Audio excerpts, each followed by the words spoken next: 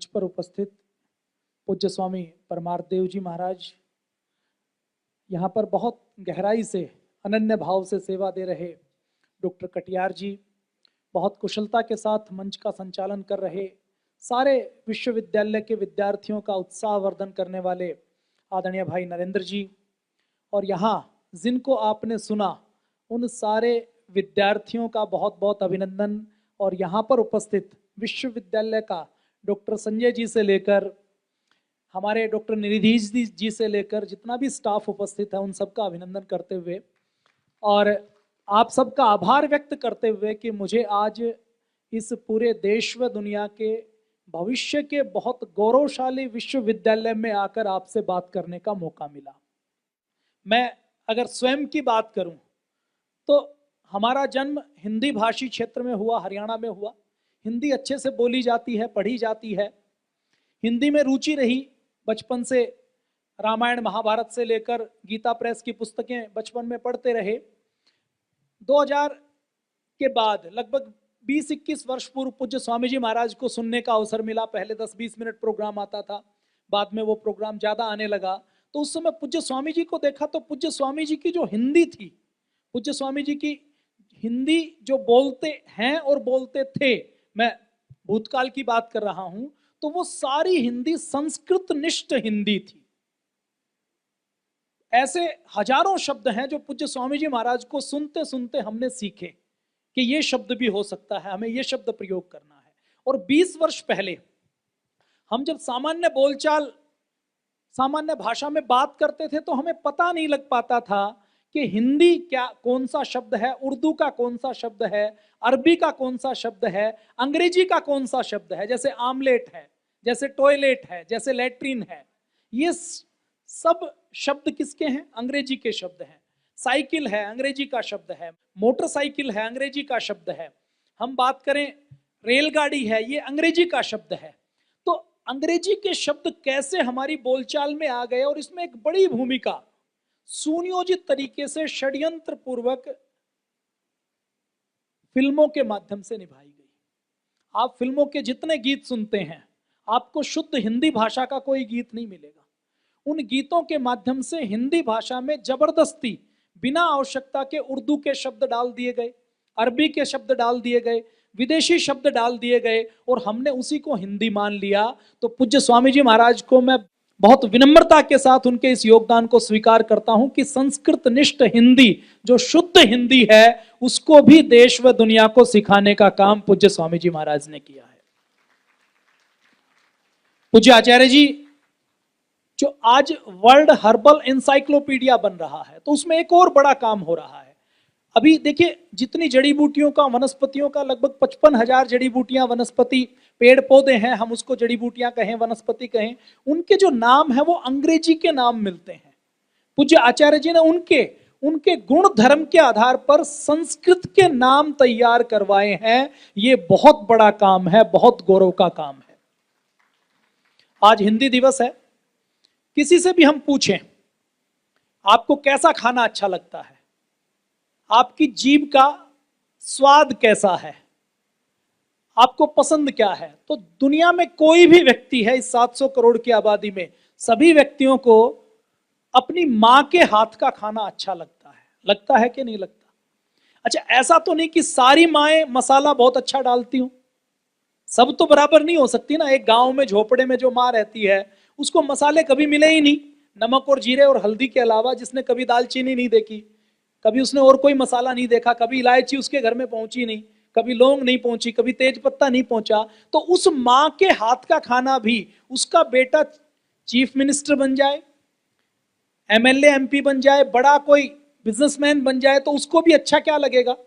मां के हाथ का लगेगा ना। उसकी मां कैसे मसाले प्रयोग करती है, क्या बनाती है, अनपढ़ है, पढ़ी लिखी है, ये कुछ मायने नहीं रखता।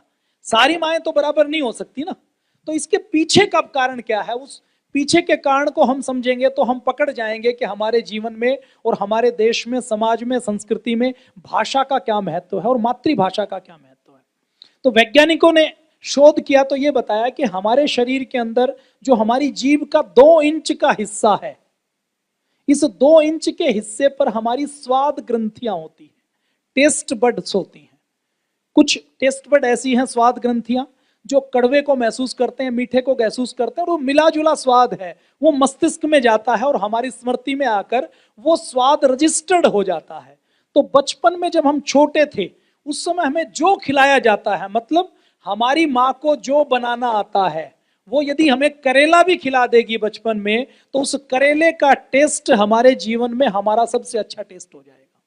तो ये जैसे वैज्ञानिक सत्य है कि जो हमने पहला बचपन में स्वाद लिया है, तो उसी स्वाद को यदि हम दोबारा लेते हैं तो वो हमारे मस्तिष्क में, हमारी स्मृति में कोरिलेट होता है और वही हमें आनंद देता है, वही हमें अच्छा लगता है। ऐसे ही हमारे जीवन में हमारी मातृभाषा का, हमारे हिंदी का इतना योगदान है कि हम यदि कुछ भी अच्छा करना चाहते हैं, कुछ नया करना चाहते हैं, कुछ साहित्य की सर्जना करना चाहते हैं, कुछ नया बनाना चाहते हैं, कुछ शोध करना चाहते हैं, तो हम अपनी मातृभाषा में ही कर सकते हैं। हम अपनी माँ की भाषा में, हम अपनी मूल भाषा में, उसको छोड़कर हम कितनी भी पढ़ाई कर लें, हम कुछ करना चाहें, हम अपने मस्तिष्क का, हमारी शक्तियों का 100% प्रयोग नहीं कर सकते, 5%, 10% प्रयोग कर सकते हैं। और आज यही कारण है कि भारत जो 135 करोड़ का देश है, जब हम शोध की बात करते हैं, रिसर्च की बात करते हैं, तो 135 करोड़ का ये भारत कहीं दुनिया के ऊपर के 60-70 देशों के अंदर भी कहीं उसका नंबर नहीं आता। विश्वविद्यालयों की बात करें तो भारत का एक भी विश्वविद्यालय ऐसा नहीं है जो दुनिया के 100 अच्छे विश्वविद्यालयों में आता हो। हमें पतंजलि योगपीठ को बनाना है और इसी उद्देश्य के साथ ये विश्वविद्यालय स्थापित किया गया है, ये बड़ा उद्देश्य है। लेकिन हम शोध में पिछड़े क्यों? हमारे यहाँ कितना शोध होता था, आप अंदाजा लगाइए।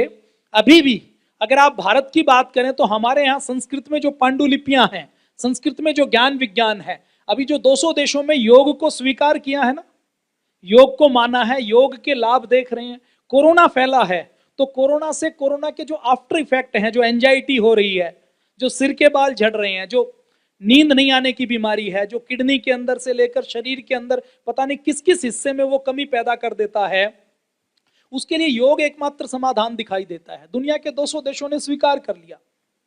इस योग में पूज्य स्वामी जी महाराज बार बार बोलते हैं कि वेद के एक मंत्र पर ये योग की पूरी फिलोसफी आधारित है कि आती हुई श्वास और जाती हुई श्वास हमारे शरीर के अंदर प्राण शक्ति का काम करती है, दुनिया की सबसे बड़ी औषधि का काम करती है। ये एक मंत्र के ऊपर है। तो ऐसे तो अरबों मंत्र हमारे संस्कृत की भाषा में रहे हैं। हमने कितना शोध किया है, कितना ज्ञान विज्ञान हमारा रहा है। मैं एक घटना की आपके सामने चर्चा करता हूं। 11वीं शताब्दी में एक हमलावर आया, बख्तियार खिलजी। तो वो आया, उसने भारत के कुछ हिस्से के ऊपर लूटमार की। लूटमार करता करता उसने, वो एक बार बहुत ज्यादा बीमार हो गया।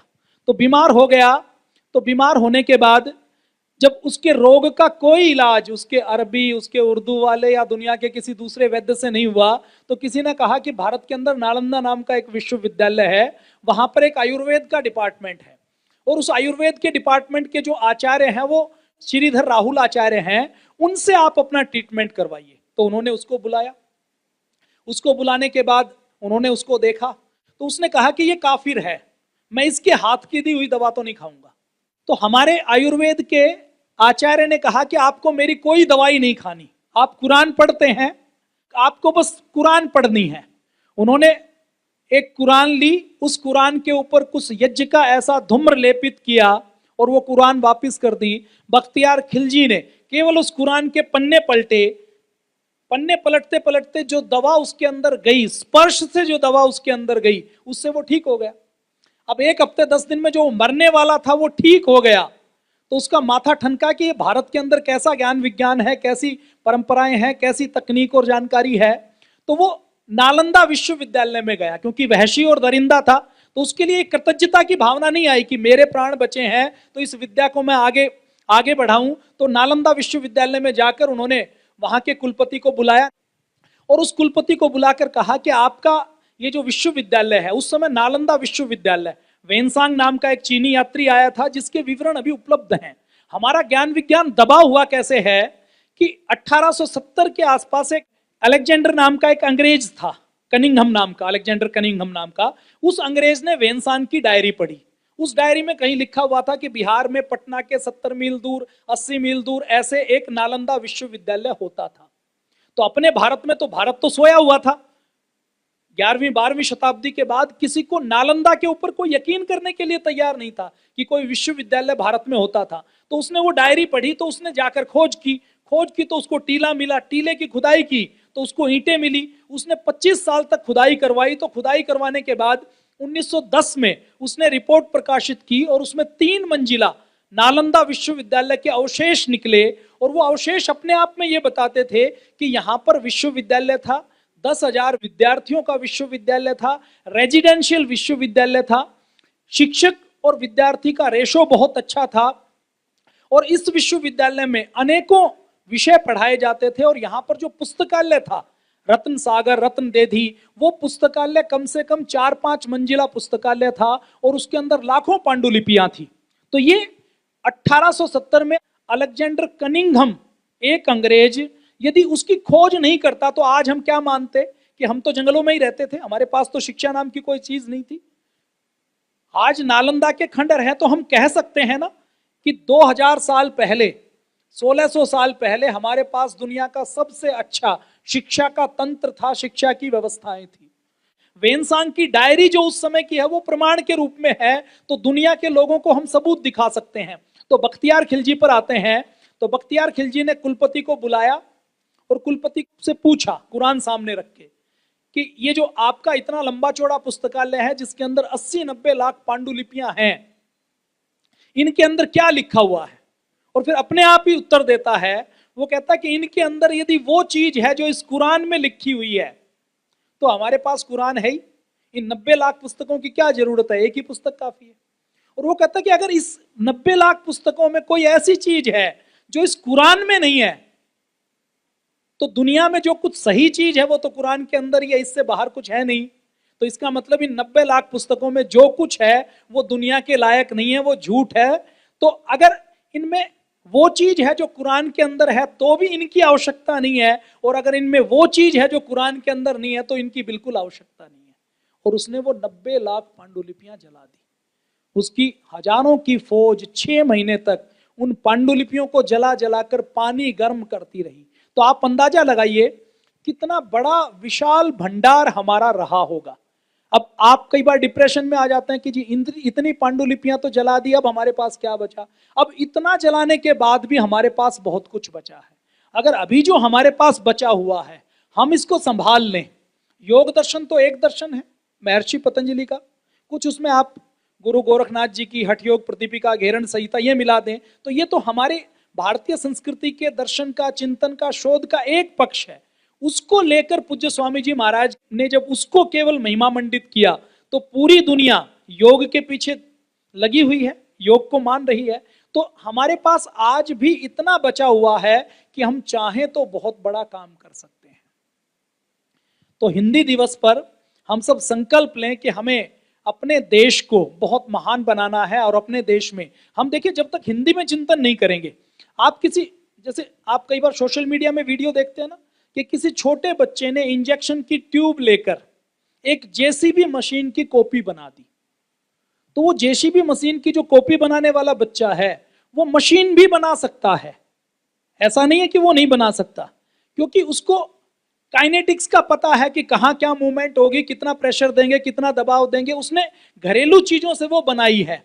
अभी हम इंजीनियरिंग की बात करें, विज्ञान की बात करें, हमारे विद्यार्थी आगे क्यों नहीं निकल पाते?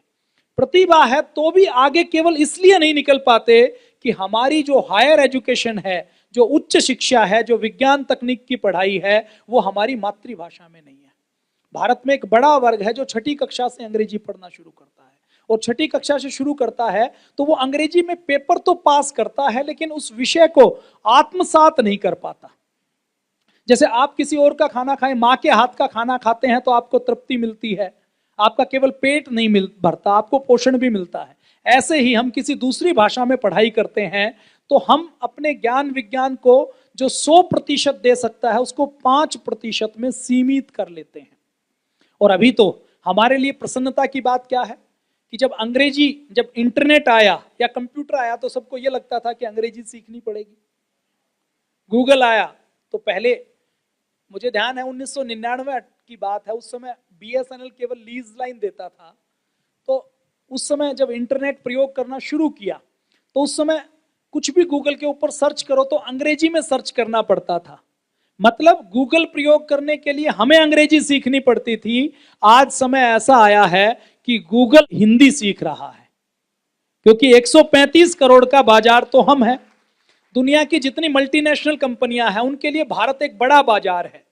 वो जो मल्टीनेशनल कंपनियां हैं वो अपने स्टाफ को इस बात के लिए ट्रेंड कर रही हैं कि यदि हमें 135 करोड़ के बाजार में अपना माल बेचना है तो हमें हिंदी सीखनी पड़ेगी। और आज दुनिया भर में 600 से अधिक ऐसे सेंटर हैं, ऐसे केंद्र हैं जो भारत के बाहर हैं और जो हिंदी सीख रहे हैं कि ताकि हिंदी सीखकर हम भारत में अपना कारोबार कर सकें। तो जो लोग ये कहते हैं कि जी हिंदी होगी तो विज्ञान तकनीक नहीं हो पाएगी, तो उनके लिए तो सब हमारे पड़ोस में बहुत उदाहरण है। साउथ कोरिया है, बहुत आगे है, कोरियन। जापान है, जापानीज। जर्मन है, जर्मनी है, जर्मन। फ्रांस है, फ्रेंच। कितने भी देशों का आप एग्जाम्पल ले लीजिए, सब अपनी मातृभाषा को गौरव देते हैं, उसको आगे लेकर जाते हैं। भारत के अंदर हमारी गुलामी इतनी गहरी है कि हम जब भाषा की बात आती है तो उसके ऊपर संकल्पित नहीं हो पाते। एक छोटा सा देश है इजराइल, आपने नाम जरूर सुना होगा, अभी 3-4 साल में खूब प्रचार हुआ है।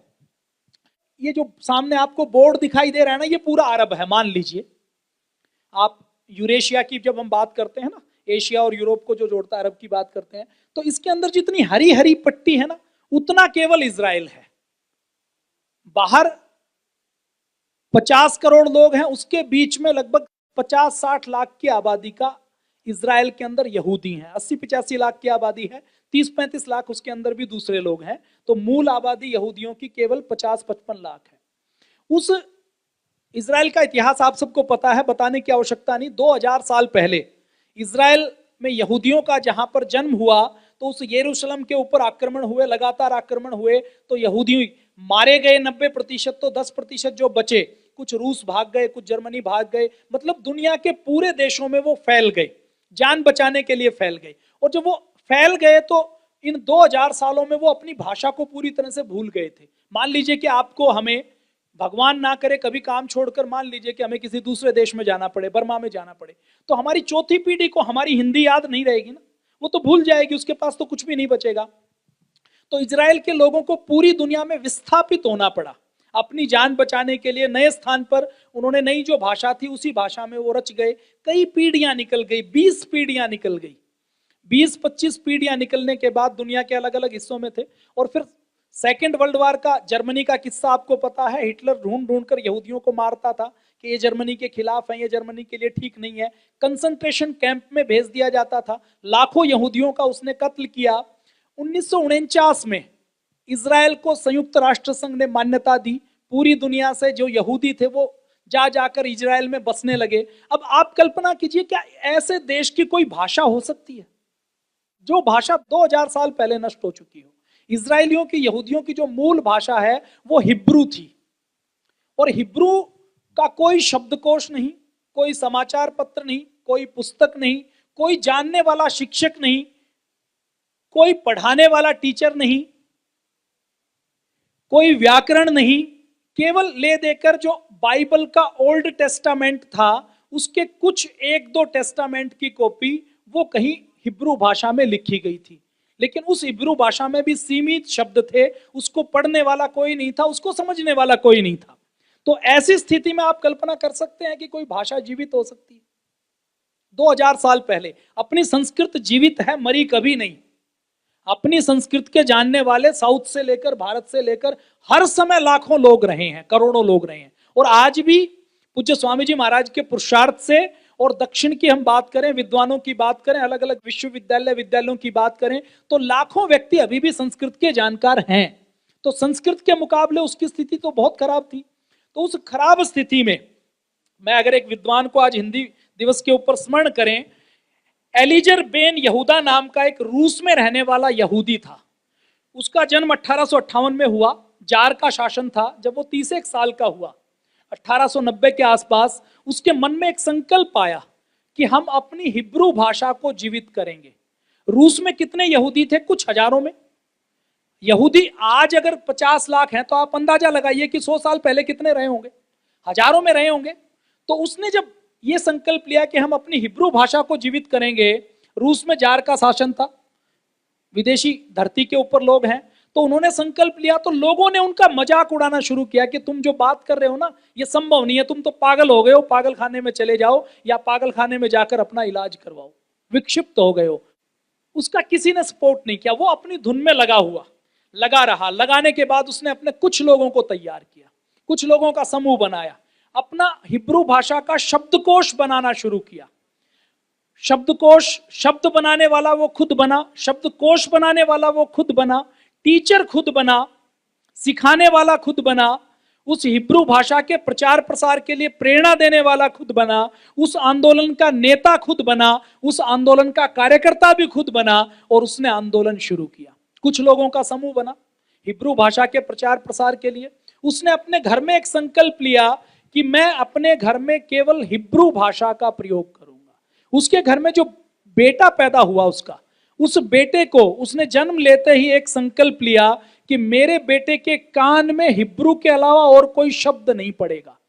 उसके यहां जब कोई उसका अतिथि आता था ना, जानकार आता था, तो जब वो उसको कहता था, जानकार आता था, तो वो कई बार जब बाहर का व्यक्ति आया तो वो किसी और भाषा में, रूसी भाषा में बात करते थे, तो वो अपने बेटे को दूसरे कमरे में भेज देता था ताकि इसके कानों में कोई रूसी भाषा का, दूसरी भाषा का, विदेशी भाषा का शब्द ना पड़े, क्योंकि वो ये मानते थे कि हमारी मातृभाषा तो हिब्रू है। उसने हिब्रू सुनी नहीं, हमने तो संस्कृत, हिंदी अपने कानों में सुनी है ना, हमारे बाप दादा ने सुनी है, उसने भाषा सुनी नहीं, लेकिन फिर भी उसके मन में कितना सम्मान था कि मुझे अपनी हिब्रू भाषा को जीवित करना था।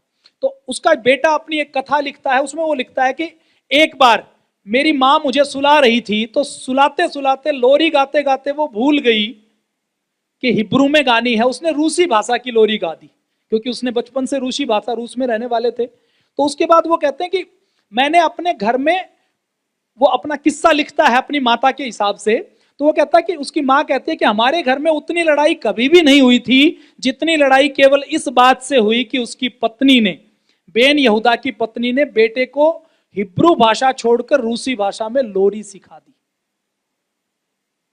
तो बेन यहूदा ने अपना संकल्प, अपनी चीजें जारी रखी है, ग्रुप बनाया, उनसे कहा कि हम अपने घर में हिब्रू भाषा में बातचीत करेंगे, कुछ लिखने में हिब्रू भाषा के शब्द प्रयोग करेंगे। और आज इज़राइल में जो शोध होता है वो अधिकतर शोध हिब्रू भाषा में होता है। इज़राइल की राष्ट्रभाषा हिब्रू है, और आज आपको मुझे इज़राइल जाना पड़े, मान लीजिए आपको और मुझे इज़राइल में जाना पड़ेगा, तो इज़राइल में हम जाएंगे तो वीजा के लिए जो एप्लीकेशन लगती है ना, मेरा बहुत मन है इज़राइल जाने का, पूज्य स्वामी जी महाराज के साथ कई देशों में जाना हुआ, लेकिन इज़राइल के अंदर जो बात है वो कहीं और नहीं है।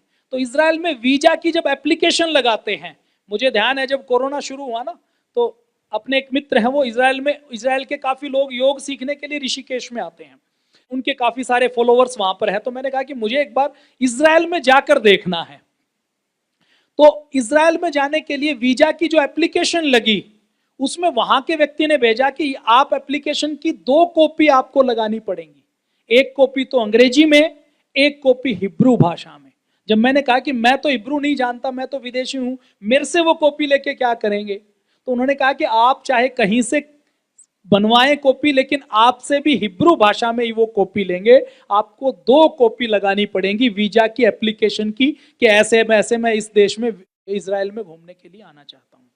जैसे कुछ शब्द है ना, आइसक्रीम की मैं अगर आपसे हिंदी पूछूं तो हिंदी क्या है,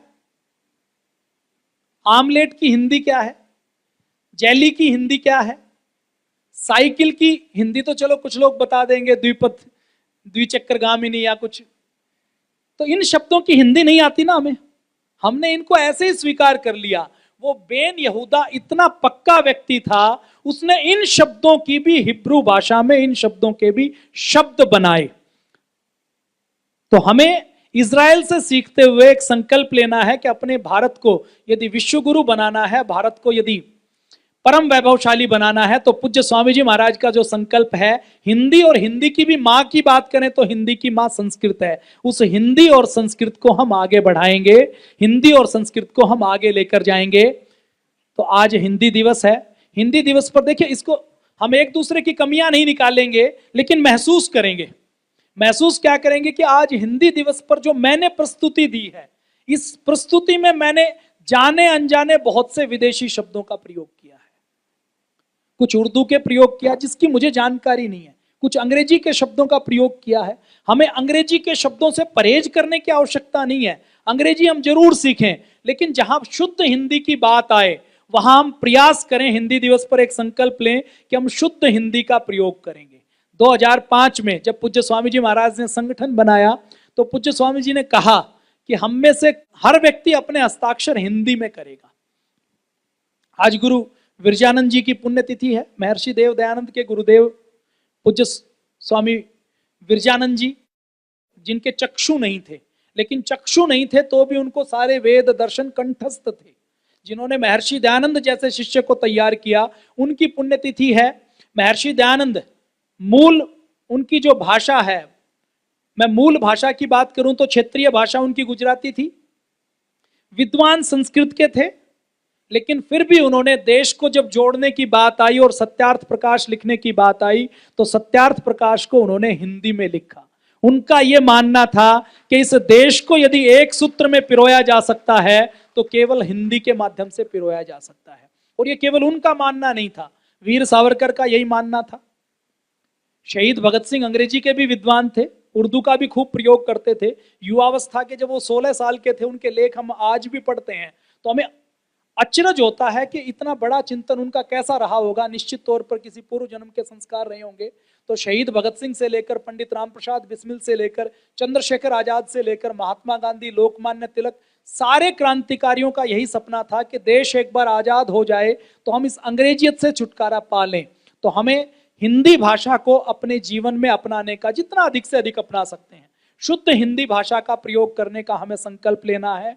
और ट्विटर, फेसबुक पर आज हम देखते हैं, इंटरनेट पर आज हम देखते हैं तो अंग्रेजी यदि 17% की दर से बढ़ रही है तो हिंदी भाषा का प्रयोग करने वाला यूजर 50-60% की दर से बढ़ रहा है। आगे आने वाले समय में इंटरनेट के ऊपर भी यदि पहले कोई भाषा होगी जिसका सबसे ज्यादा कंटेंट होगा और सबसे ज्यादा जिसके प्रयोगकर्ता होंगे तो वो हिंदी भाषा होगी।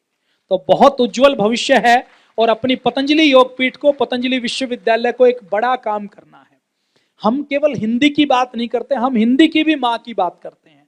हिंदी की भी माँ की बात की जाए तो वो हमारी संस्कृत भाषा है। तो उस संस्कृत भाषा को प्रचार प्रसार देने के लिए पूज्य स्वामी जी महाराज का संकल्प है। और आने वाले समय में भारत शोध के क्षेत्र में दूसरे देशों को टक्कर दे सके, इसके लिए बड़ा कार्यक्रम चल रहा है। सरकार भी अपने स्तर पर लगी हुई है। पूज्य स्वामी जी महाराज ने अभी घोषणा की ना, BNYS हम किस में करवाएंगे? हिंदी में करवाएंगे। अपने देश में आयुर्वेद को गौरव नहीं मिलता। क्यों नहीं मिलता? कि आयुर्वेद का विद्यार्थी +1 +2 में अंग्रेजी पढ़कर आता है, पढ़कर समझकर नहीं आता, केवल पास होकर आता है। पास होकर आने के बाद जो अपनी आयुर्वेद की जितनी संहिताएं हैं वो संस्कृत में है, तो वो ना अंग्रेजी का विद्वान है ना हिंदी का विद्वान है, और संस्कृत उसको बिल्कुल आती नहीं है। संस्कृत का अनुवाद वो पढ़ता है तो वो आयुर्वेद को भी गौरव नहीं दे पाता। तो आने वाले समय में मेडिकल की, विज्ञान की, तकनीक की, इंजीनियरिंग की भाषा, भारतीय भाषा हिंदी में हो, ये हम 15 सालों से पूज्य स्वामी जी महाराज का संकल्प सुन रहे हैं। और हमें पूर्ण विश्वास है कि जब एक योगी संकल्प लेता है तो वो संकल्प पूर्ण होगा। तो आज हिंदी दिवस पर पूज्य स्वामी जी महाराज की सूक्ष्म उपस्थिति को नमन करते हैं और संकल्प लेते हैं। हमारे इस संकल्प का भी लाभ होगा। हम यहां बैठकर संकल्प लेंगे तो बेन यहूदा यदि रूस में पैदा होकर, गुलाम देश में पैदा होकर अपनी भाषा बना सकता है, तो हमें तो केवल अपनी भाषा का प्रचार करना है, तो हम अपनी भाषा का प्रचार भी कर सकते हैं। तो आप सबका बहुत बहुत आभार। मैं पूज्य स्वामी परमार्थ देव जी का, आदरणीय कटियार जी का, आदरणीय भाई नरेंद्र जी का और सारे विश्वविद्यालय के स्टाफ का, सारे विद्यार्थियों का बहुत बहुत आभार व्यक्त करता हूं कि आपने मुझे हिंदी दिवस पर यहां इस कार्यक्रम में सहभागी होने का अवसर दिया। जय हिंद, वंदे मातरम, भारत माता की जय।